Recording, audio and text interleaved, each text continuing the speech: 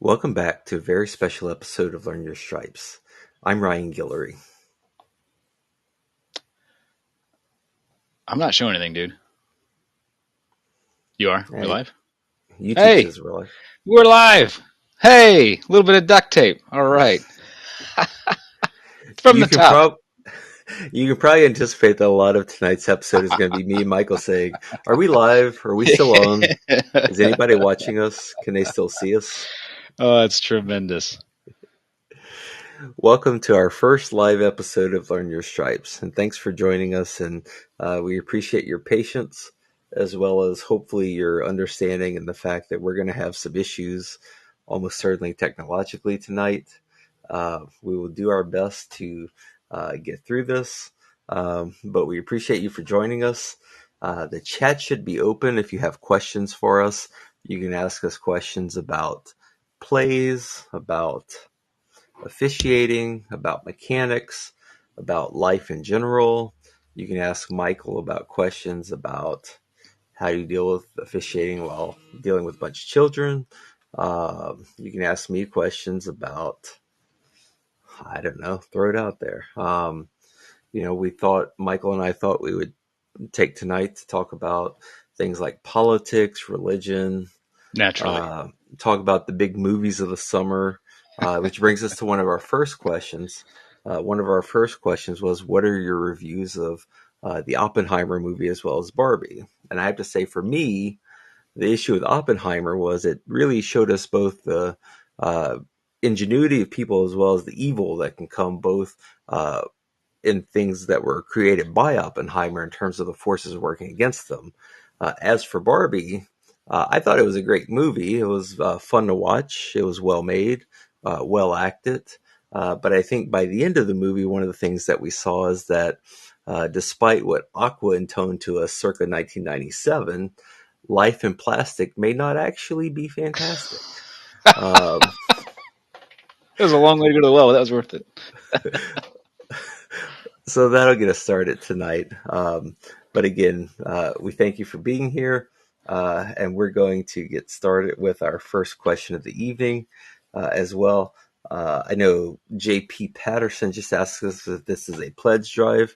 We can certainly make it so. I can put my Venmo out there as well as my PayPal. Anyone who wants to just send me a bunch of money, I will not say no to that by any means. I doubt Michael would either. Nope. Um, That'd be just fine by me.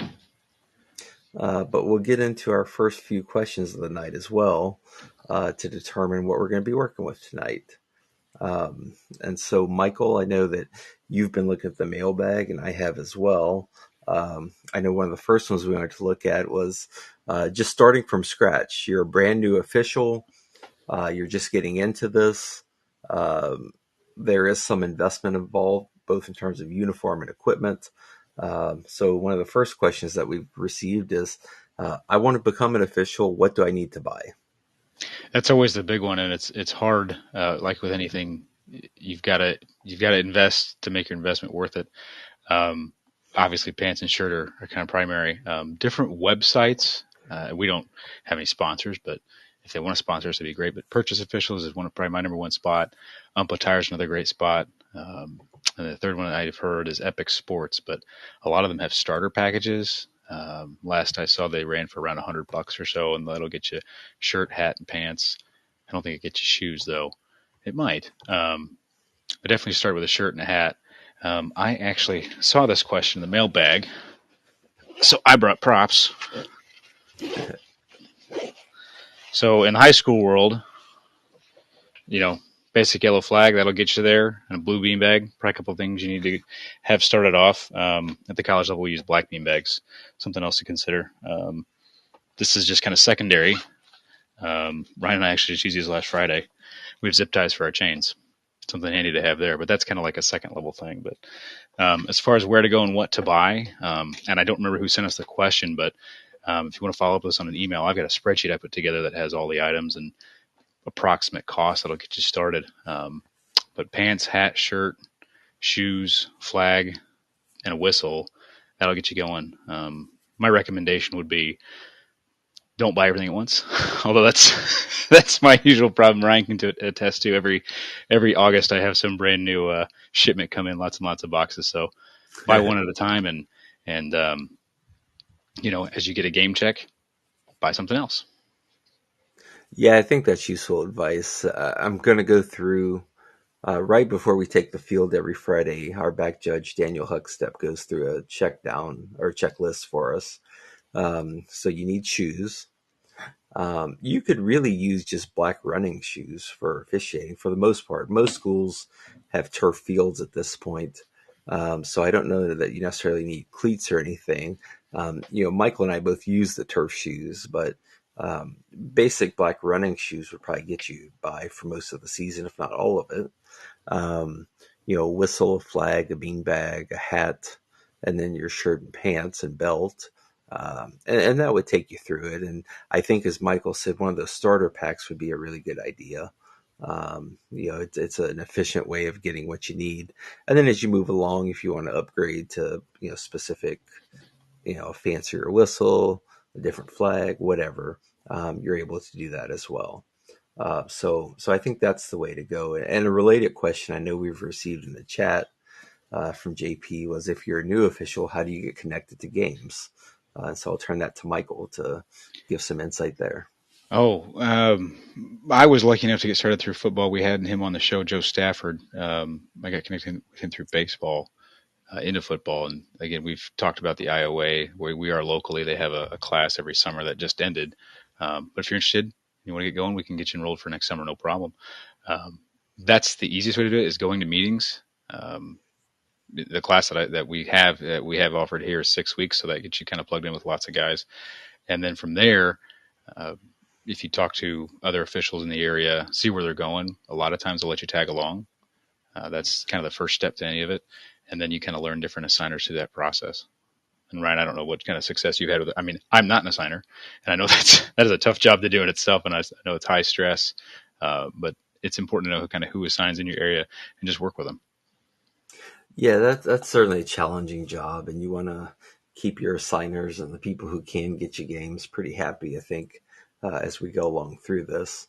Um, One of the things that I did when I first started with our crew, Drew did a lot of work scheduling games, but I would just, right after Thanksgiving every year, I would just email tons of schools saying, "Hey, we're a crew. Here's our schedule. Here's our open dates. We'd love to come work for your school." And we got a lot of games that way. And then as we've gone along and we've matured and we've just dealt with people more, sometimes schools would just ask us back after work there on a Friday, or we'll get, messages after the season is done, asking us to come back. So that would be my first thing, is just to contact athletic directors as much as possible. A lot of them will tell you no, a lot of them will tell you you're filled, a lot of them just won't respond to you. But you'll get some games, and that's really how we really got going this way as well. Um, so I think it's both get with your assigners; they'll start getting you some games. As far as crews getting games, you start reaching out to schools to try to get some games as well. And your We got a reputation will build over time too, right? I mean, we've gotten to the Yeah, point now where we're seeing coaches multiple times, and they want, if you do a good job, you put in the work, they want to have you back. The right. work will speak for itself. Right. I mean, to a certain extent, we are at a point to where if we go to a school and we impress them as we expect to and as we try to do so, they'll ask us back and ask us what our dates are after the game, which, quite frankly, is the person on the crew who works on getting games. That really makes my life a lot easier when they say, "Hey, here's some games for you," versus me having to reach out to them after the fact. We have another question that's come into our Gmail account. And for any of you who wish to reach us there, that's learnyourstripes@gmail.com. The question from Daniel is, what are some key signs or indications you are looking for to determine if offensive pass interference has occurred versus a clean run route? Do you want to start on that one, Michael? With offensive pass interference, Yeah, so what are you looking for to determine if a receiver is committing OPI versus if they're running a clean route? the the biggest thing is, and I'd heard this at a clinic this fall, was just officiating the hands. See what the hands are doing. They'll tell you the story and what's going on. Um, you'll hear a term thrown around a lot of advantage versus disadvantage. The receiver knows where he wants to go, and the defender is trying to prevent him from getting there in as legal way as possible. But when you see normally an extension of a hand, um, or if the defender is kind of knocked off of his route, if he loses his balance, that's another thing to look for. I think the most common one you're going to see for OPI is usually on the goal line, in that bunch formation. It's weird having a screen now. We can use our hands and talk. This is nice. But you're going to have that bunch formation. That front receiver is usually going to try to drive the defender back, and somebody's going to try to come underneath. That's probably your most common thing that you're going to see. Yeah, I think ultimately, whether it's OPI or DPI, what you're looking for is somebody being disadvantaged in terms of are their legs being taken away. Um, so I know in our most recent game that we had, there's a lot of hand fighting that goes on as we're going along. But what you're looking for is does that defender, is there something that the offensive player is doing that keeps the defensive player from making a play on the ball or from defending against that offensive player? Um, and vice versa, as far as the question is worded, if you're looking for OPI, is there something that that receiver is doing that prevents the defensive back, the linebacker, the safety, whomever is defending him, from making a play on the ball? So for me, what I want to look for, Michael said, look at the hands. I'm going to start there, and then I'm going to look at the feet. If there's something that's just disadvantaging that defensive player, that's where OPI is going to come into mind. And then with Michael and I both being line of scrimmage officials, what we're going to look for as well is that pass beyond or behind the line of scrimmage. Because of course, if it's behind the line of scrimmage, we're not going to have OPI. Right. But it's incumbent upon us as line of scrimmage officials to have that information so that we can tell uh, Daniel or whomever is making some decision there that that pass was behind the line of scrimmage, so we can't have OPI, or it was beyond. So if you're seeing offensive pass interference, that pass was beyond the line of scrimmage. So if you have a foul, then we could potentially have a penalty on this play because that pass was caught beyond the line of scrimmage, and any action by an offensive player that's illegal, whether it's a block downfield or a hold downfield, whatever it might be, we could potentially have OPI on that play. I think if you're a deep too, whether you're college was a deep wing or back judge or high school, either one, if you see something suspicious like that, go ahead and throw your flag. Say, hey, I have number 85 doing this or whatever the case is. Where was that pass? Just come in and ask the question, right? Throw the flag, come in, ask the question to your line of scrimmage person and say, hey, was it beyond or behind? And if it was behind, like Ryan talked about, then we can pick it up. Um, I think it's a little more efficient that way. I know it's an extra step. We're picking up a flag, but you'd rather have the flag down and at least draw attention to it. And that way everybody's radar's up, and you can have a conversation from there. Right, right. Yeah, it's fine for deep to throw the flag, then come to the line of scrimmage official and ask, was it beyond or behind? We need to know that information, and from there we can process, waive it off, or we're going to have that 15-yard penalty at that point in time. So that's on the crew to work together and piece together that information. At the high school level in 5-man mechanics, it's a little bit harder. At the college level, with 2 extra deeps, it may go a little bit quicker with, if my deep wing throws a flag and then can come to me or hit the radio or whatever to say beyond or behind, I can give them that information. We can make a decision pretty quickly. But with 5, it's probably going to be a little bit slower, but the principles there are all the same. I know another question that we've received that we want to go through this week um, is asking us about the 10-second runoff. So it's asking us to help explain or help somebody to understand how the 10-second runoff concept works. I feel somewhat badly tossing to Michael to start all of these, but I'll It's toss this okay. one to you, and then I'll take the next one to start with. If we get the hang of this live stream, we'll bring some guests on live, and then we can bounce questions back and forth. Taking the 10-second runoff is applies obviously just at the college level. It's one that I struggled with, and I had to sit down with some of my crewmates last year and what I did is I did a presentation on it, and I would highly suggest anybody struggling with a rule do a little 5, 6 slide PowerPoint that will force you to go through the rule book, through find examples, ask questions, and just present it to a couple of your your close official friends to help you get comfortable with the rule. And that's what I did with this 10-second runoff. So the crux of the rule is just to prevent the offense from trying to essentially gain an additional timeout by committing a penalty, the false start or something like that. Um, I'll keep it brief because I know we got other questions to get through. But what you're looking for is a foul that stops the clock. So something Right. like intentional grounding, or if we're at the line and we have a false start, something like that. It can get tricky if you have a penalty during the play, like a face mask or a horse collar tackle or a hold or OPI or DPI.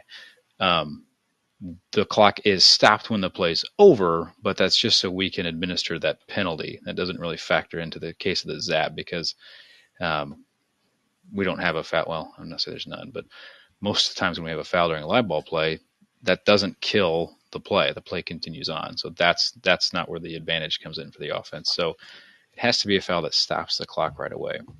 And the second half of that is, do we have another action that also stops the clock? So if we had, gosh, well, that would be a helmet. Yeah, I'll go to helmet. We'll go to helmet. So if we have a helmet coming off, that would apply for a 10-second runoff or an injury, right? But if we achieved a first down, we've already stopped the clock, right? If we have or helmets coming off of opposing teammates, now we don't have a 10-second runoff. So those are the things that you have to think about. Reading Study Guide breaks it down beautifully. I highly suggest that book. Helped me out a lot. But that's a great question. Great question. Yeah. So first and foremost, if you don't work college football, if you're only a high school football official, ignore all of this. The Fair. second part of Sure. this is Yeah, that if you that's are a true. college official, then Michael did a really great job there, and I'm not going to belabor the point at all. But the things you're looking for are fouls. You're looking for helmets off. You're looking for injuries. There's also a component where instant replay. If there's a play that's replayed that shows the clock should have been running, you could have a 10-second runoff. But for the most part, you're looking for a foul that immediately stops the clock. So clock's running, you have a false start. Clock's running, you have a defensive offside. That's one of those where we shut it down immediately. That's where you could have a 10-second runoff. And I think that makes sense because the 10-second runoff rule is designed to prevent an advantage, right? So let's say the offense is Correct. trying to hurry Correct. up. They're trying to score quickly. They want the clock to stop. So let's say they do something that causes the clock to stop that's illegal. That's where we're going to have a runoff. Now, again, it could be on the defense if you've got a helmet off, you've got a penalty that stops the clock, and so there's always an option there. So a team could choose if there's a penalty that could enforce that could have an enforcement that involves a 10-second runoff. The team could take the penalty and decline the runoff, but you can't take the Correct. runoff and decline the penalty.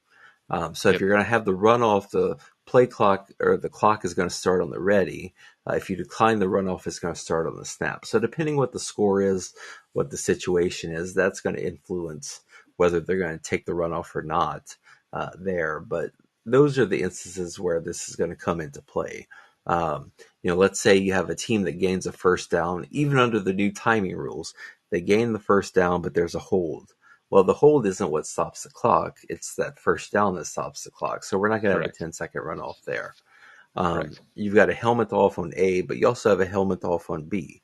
So we're not going to have a runoff because you've got situations that could create a runoff on both teams, and when that Yep. occurs, we're not going to have a runoff, right? Same thing with injuries. You've got injury on both teams, but throw in the same scenario, right? So you have let's say you have an incomplete pass and then an injury. Well, the incomplete pass stopped the clock, not the injury. So we're not going to have a runoff. Um, you have a first down, then an injury. Again, that first down stops the clock, not the injury. So you have to think through in these scenarios, what is it that stopped the clock? Was it the foul? Was it the injury? Was it the helmet off? And if not, then we're not going to have a 10-second runoff as a possibility. And then if it was one of those scenarios, was it on A or B? Was it on both? And then if it was on A or B, is the opponent going to take it? And if not, think through what the clock status is at that point. it's easy to get excited too because a lot of times, well, we're obviously under a minute. Time is Right. of the essence. The game's likely close. Everybody gets excited, but remember, ultimately, the clock has stopped, so we have all the time in the world to talk to coaches, get decisions, and figure out what we need to do from there. And again, make sure that 10-second runoff applies. If we're going to take time off the clock, we need to make sure that it actually applies. So it's a good question. It's a great one. We had another one that came through the Gmail. How do the new NCAA timing rules impact you? And Ryan, I think on our last show we had like a slight leak that we knew it was coming down the pike, but um, I don't know. Being a short wing, how do the timing rules going to impact you now? Um, I guess the immediate impact is just sheer terror. Uh, the the challenge that Michael and I have at our level is that we work D3 and NAIA. So NAIA is going to use the new rules. D3 will not. So we will potentially be in a scenario where we're going to be bouncing back and forth from one week to the next in terms of what timing rules we're using. So it's just a matter of being mindful of it. And the more I've done these in scrimmages, the more I think it becomes comfortable. I don't know if that's the right word, comfortable or natural, to just use it. So, um, it takes a little thought early on, but for the most part, 56 minutes of the game are exactly the same, and it's 4 minutes of the game that are going to be under different timing rules. So, if you think of it that way, it's there's a comfort that comes through the game.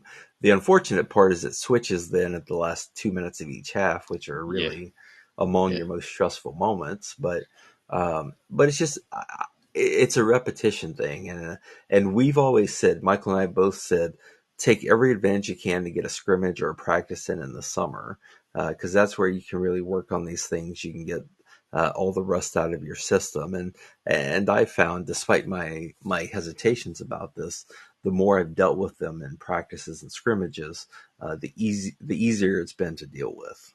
yeah. Thanks, practice for sure. Um, I know I also saw in the chat there was a comment from Vicky Moran saying hello, and just giving the Hi, names mom. of the hosts of this show, I'm going to assume that may be a relative or somebody related to that you there, Michael. that is my mother. Hi, mom. Thanks for watching. Hello, Mrs. Moran, as well. Thank you for joining us, and thank you for Michael. Um, Hey, all right, another question we've had come through, Michael, just asking us about our season so far. So I know we're not that far in at the college level. We've just been doing scrimmages and practices. In high school, we've had a scrimmage and a game. But how, from your perspective, how's your season gone so far, Michael? oh man, we had a great game last Friday. So it came down to the wire. Um, One team was down, I think, 10 or 12 points going into the fourth quarter, and they made a wonderful comeback. It was fun to be a part of. The atmosphere was absolutely electric. Both coaches were terrific. Players were well managed and well disciplined, so we didn't have any problems there. And it was just a fun game to be a part of. Just an absolute fun game to be a part of, and watching good football, good Friday night high school football. It was great. I can't say anything better. Um, at the college level, it's like you said, it's just been scrimmages. So knocking the rust off. We did the clinic tours in April when we were off. We had our like 6 month hiatus. We were doing our clinic tours, so we got to see different snaps there, different levels, and I'm just still riding this wave. I'm so excited and ready for next week. Yeah, I echo Michael. We had just a fantastic game to start the season for the first week of the season.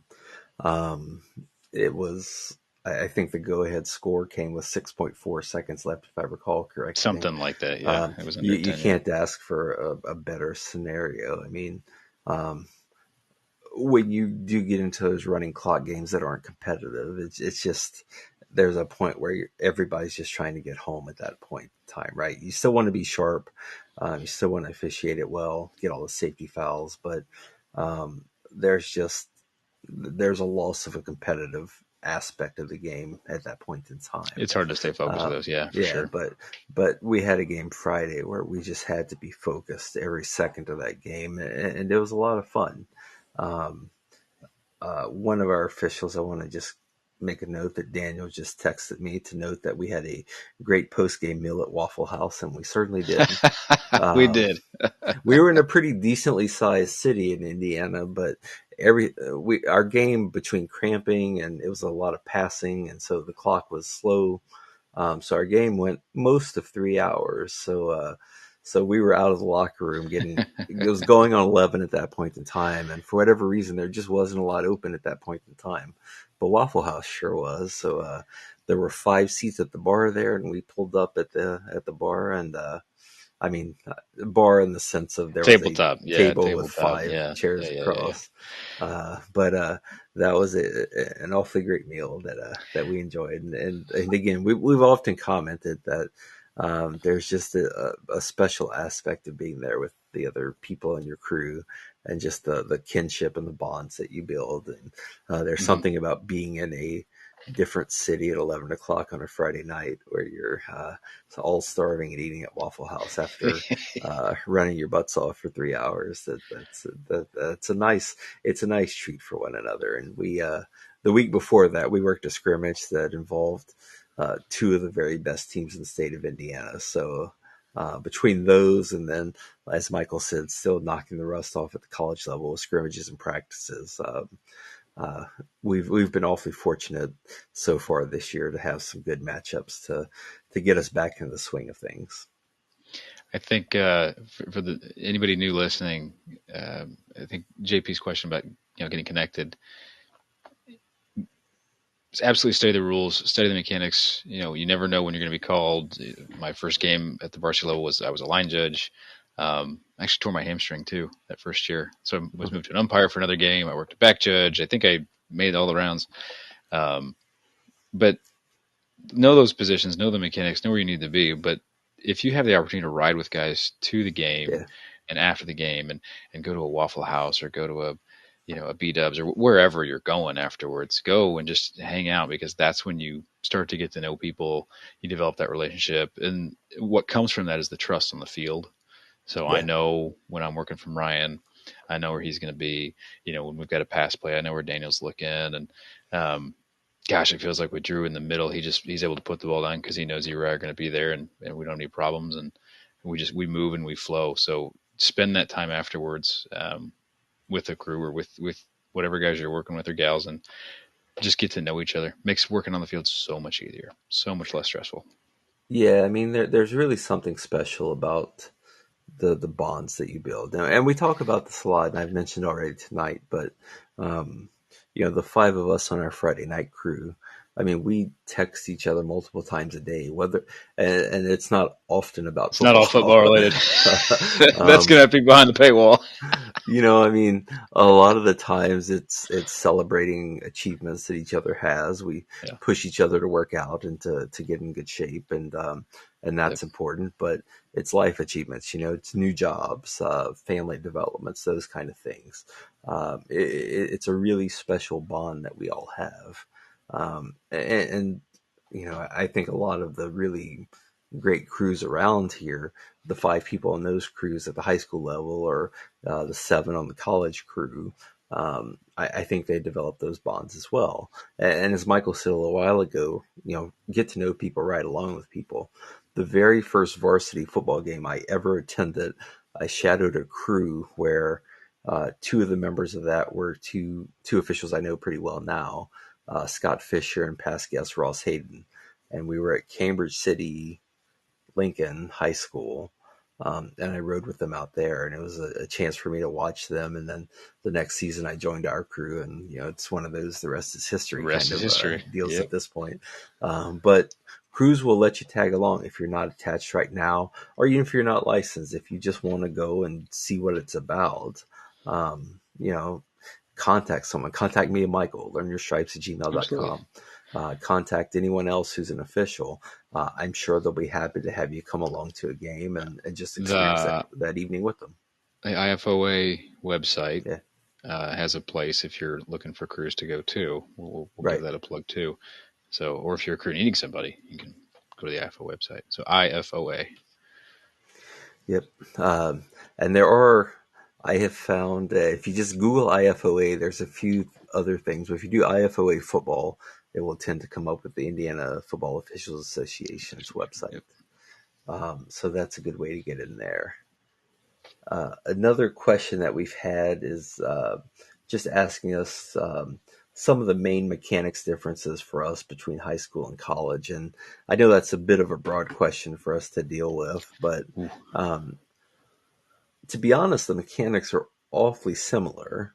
Um, I will probably miss some here, but uh, yeah. kickoffs are different for us on Friday nights in high school. I start on the 50. Michael starts on the 30 on the minus 30. 30 Yeah. Yeah. for kickoffs, whereas in college we're both on the pylons. We're on the goal line with the referee. So that's kickoffs. On punts, on Friday nights as the line judge, I take off at the snap and I have to get Mhm. back so I can move 30 to 40 yards depending on the length of a punt. Whereas um, at the college level, really we're trying to clear the Kind of hang action, tight. and Yep. once the ball crosses the line of scrimmage, we um, to use the language of an official I respect a lot, Dave Green. We kind of do a hog jog for about 10 yards downfield. Now, the flip side of that is we're responsible for the goal line if they break a return. So you don't want to get too far downfield because you may well have to turn and just bust it to get back to the goal line. So kickoffs and punts are pretty different between the two levels. Um, Scrimmage plays are pretty similar, really. The keys are a little different, um, but the main difference, I think, is if you're on the sideline of the team on offense, you have to announce substitutions when they come in at the college level, whereas on high school, Yeah. obviously, we don't have substitution mechanics. And then as we get near the goal line, it's a little different. So in Indiana, we've talked about it before. From the Oh 15 yeah. in, as line Yeah. of scrimmage officials, we're responsible for the goal line. In college, is a very clear demarcation. The 7 yard line is when we go to the goal line. If we're outside of the seven, the deep wing is responsible for the goal line. We have the spot to the two. Once the ball gets to the seven, we go to the goal line immediately on the snap. So I think those are the main different. I guess one other is that at the high school level in 5 man, those of us who would be looking at the referee's back, whether it's me or Michael looking at JP's back on a certain kick, we go under the upright with the back Oh, because judge. we're short, Whereas man. Yep. That's right. yeah, so whereas at the college level, the field judge would go under the uprights with the back judge, and then the short wings just hold line of scrimmage at the college level. There's a mechanic where you take a step or two downfield on each kick, and then you come in after the kick is away. But I think that's largely the differences. But I am 100% certain I've missed something there, Michael. So anything else you have to add there? I mean, we recently just covered our goal line mechanics a couple episodes ago, so that's a big one to revisit. We cover that all there. If you go back into the archives early on, our first what was it? 5 or 6 episodes cover the entire Indiana Mechanics Manual for high school. All that's taken care of in there that we do. We might have to revisit that next year. 15 being the biggest one. I honestly, if you're working both levels or trying to break into college, I wouldn't get wrapped really tight around the axle about am I in the right spot. Just let the play come to you, work the play. Like Ryan said, when you're working a scrimmage play as a line official, you're working the play. You're watching the tackle. It's a run play to your side. You're looking at blocks. Everything just plays itself out. And getting to those scrimmages that we talked about early in the season, you can get those snaps and those repetitions. I know last year when I was a deep wing, I would go to high school scrimmages that were happening in the summer when there weren't college scrimmages and just be a deep wing. I'd let my line of scrimmage person know, hey, I'm going to be down here, but I'll be out of your way. But try to replicate some deep wing experience, even at the high school level, just to get that view. That's a good way to do that too. But um, I think you covered it, Ryan. You got it all. Great. Um, Jenny, do you have anything else coming in the chat yet? Or are we still? No, I guess we're clear at this point. Then we will go back. Michael and I will dig deep into the learnyourstripes at gmail.com mailbag to our next question. We had Um, one about prepping for the week, didn't we? Yeah, I think just sort of what our routine is. How do you Of prepare for course, games when the temperature will be really hot? Ooh, that's a very timely issue because this week looks it's gonna be absolutely hot. awful. Um, since I'm from Louisiana, I've often made the joke that high school football is not as hot up here as it was for us, but this week's going to be a very different tune. I know the game we had this week, there were a lot of cramping issues for the players. And that's unfortunate. You never want that to happen, but I guess it's sort of one of those first week things. They're not really used to going full speed for that long or full speed against an opponent, just from summer practices and Sure. scrimmages. So that was a new aspect of it. But this week, the temperatures are going to be pretty close to 100 degrees, even up here in Indiana, Yeah. late in the week, Thursday and Friday. So, Michael, how do you prepare as an official to get yourself ready to deal with those kind of conditions?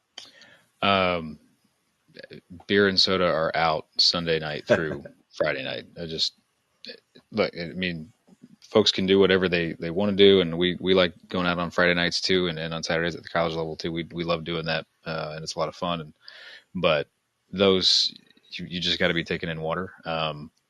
You know, whether it's a body armor or a Gatorade, kind of pick your favorite one there. But I would halt the beer and soda from Sunday to Friday. It just makes me feel I feel better, and you just feel clearer.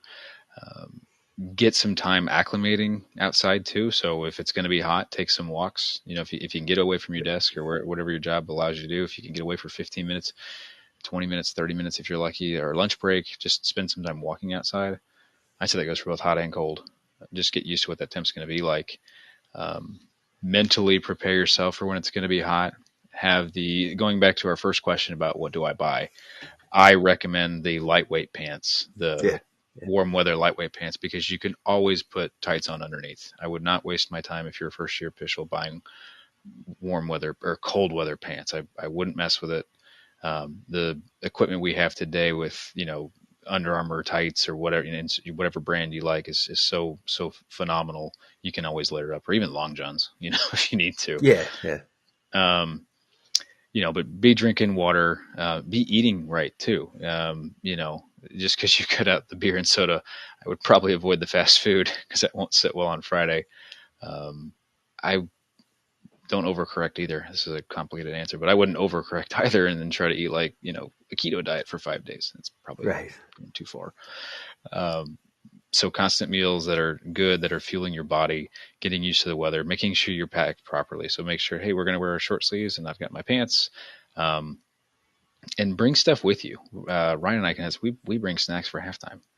Yeah, Um, I take if you a protein bar you like or something like that, or a granola bar, something to eat. Put something in your stomach before you go out there too, because it's going to be hot and you need that fuel. And then don't be afraid to. One of the things that I do after I meet my coach, I find out who's my head coach. I find my get back coach because that's important. Then I have to go find my trainer, just if there's anything that we need to be aware of for players or anything. And I also find them for water. yeah, If they're getting water for the teams, ask for water yourself. Don't be shy, because it doesn't do anybody good if the official passes out either. So make sure you're getting water in between breaks. So Ryan, you do anything different?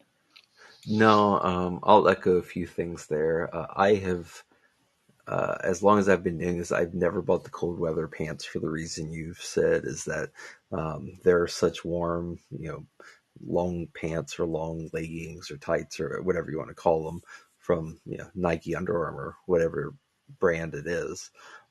I've never had an issue being cold because of the pants I'm wearing at a Yeah, football game. So I don't it's see a usually the need face, to spend money there. Yeah, it's the face and the face hands in the that hands. tend to be the issues. Um, in terms of preparing for this week, I'm looking ahead at my schedule. I have a scrimmage Wednesday evening. The high that day is currently forecast to be 96. I have a JV game Thursday evening. The high that day at the moment is forecast to be 99. Our game Friday, the high forecast to be 94.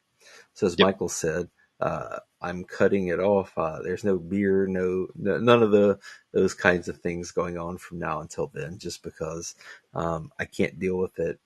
As Michael said, number one, you feel better the next day without it, and as we all we're all getting older, just to be honest with each other. Father Time is You know, undefeated.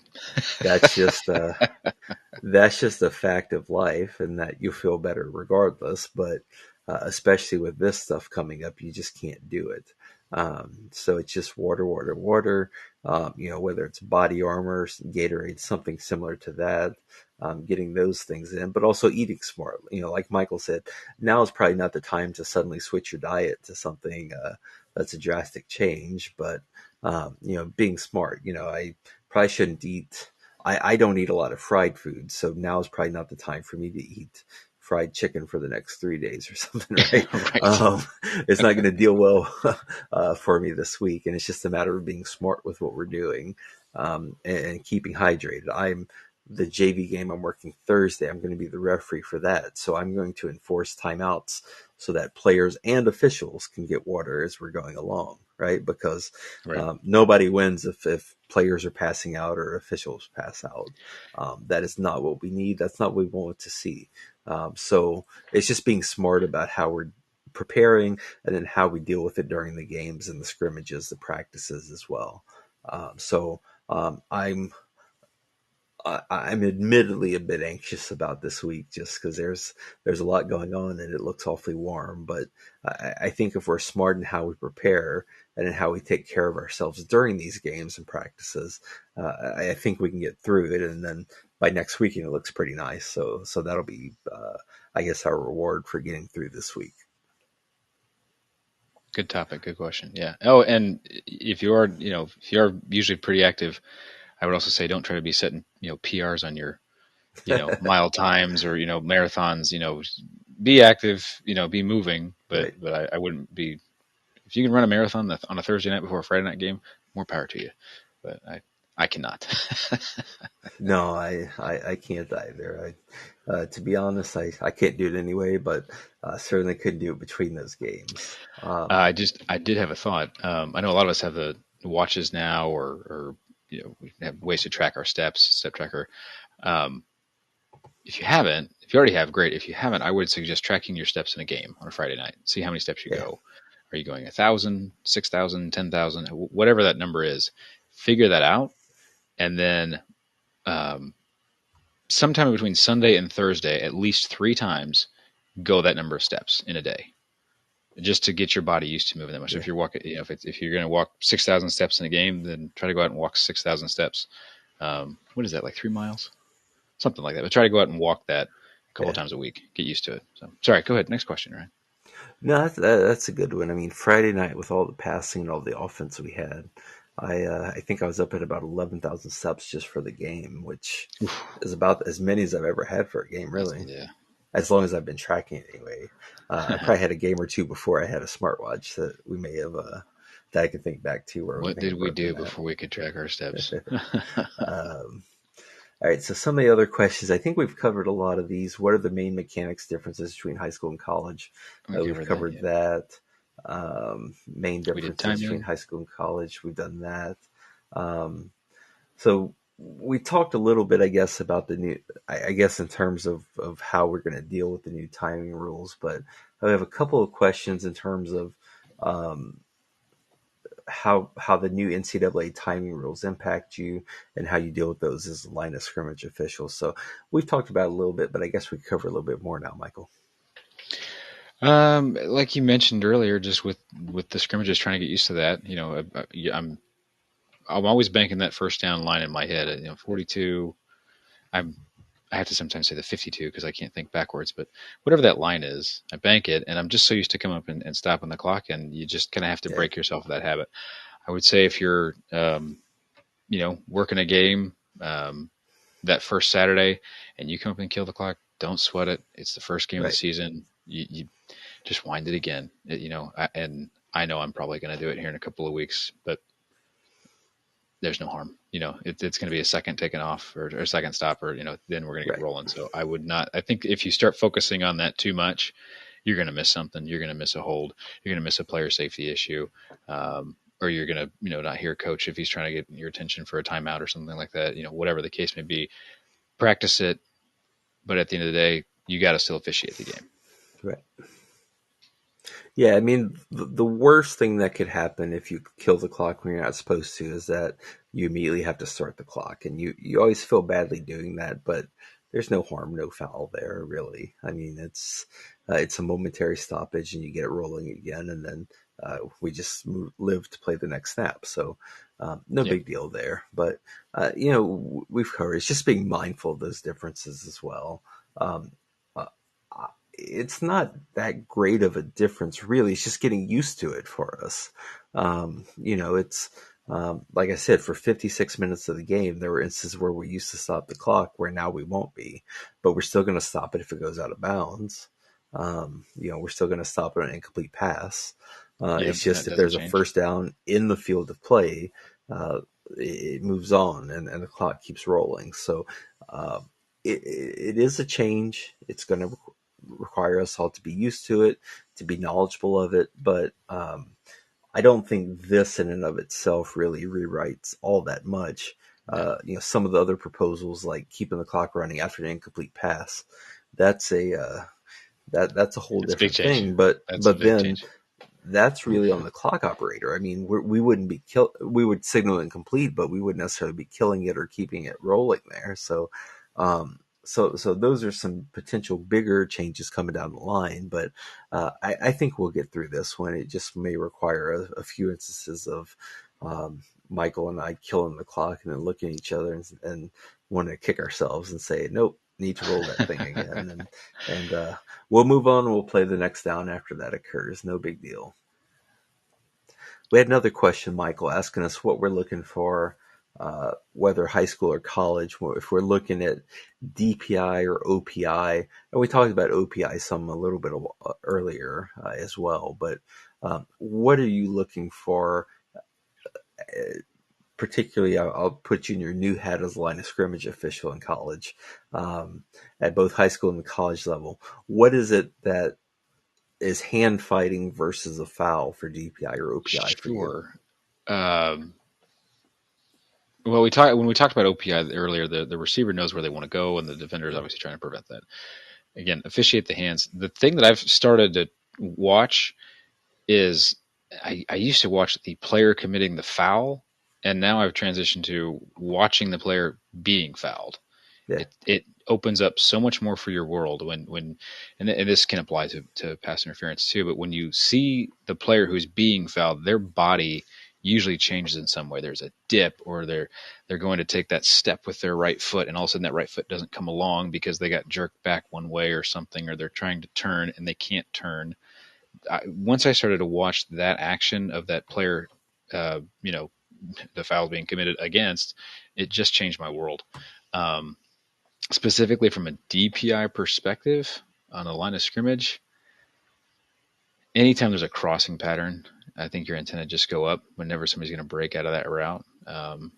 You know, and the nice thing about having a back judge, they'll always have that inside look that you may not have. So don't ever be afraid. There's times where I know in our crew, Daniel's throwing stuff in, and what did you see? And he's like, oh, it was over here, it was on the arm on the inside. Cool. I never would have saw that. And you know, I used to get real down in the dumps about not seeing that foul until I realized I just can't. So if you've got kind of that slant route going on the inside or something like that, and there's that tug as a line of scrimmage official, you may not see it. Don't get beat up by it. That's why there's five of us or seven of us or eight if yeah. you're if you're lucky enough. But rely on your crew too to help pick up blind spots because there's blind spots. Yeah, I mean, really, what I'm looking for, um, as Michael said, you're looking at the player being defended, not necessarily the defender in terms of their actions. So, Yeah, are the feet being taken away? Is there an unnatural shoulder dip? Right, that's the big thing for me on holds and DPIs as well. Right, if a player has a shoulder that comes down one way or the other that isn't a natural movement that they would be making towards the ball or towards the play they're trying to make, sure. that's a pretty good indication that there's a foul of some sort occurring, whether it be a hold or DPI.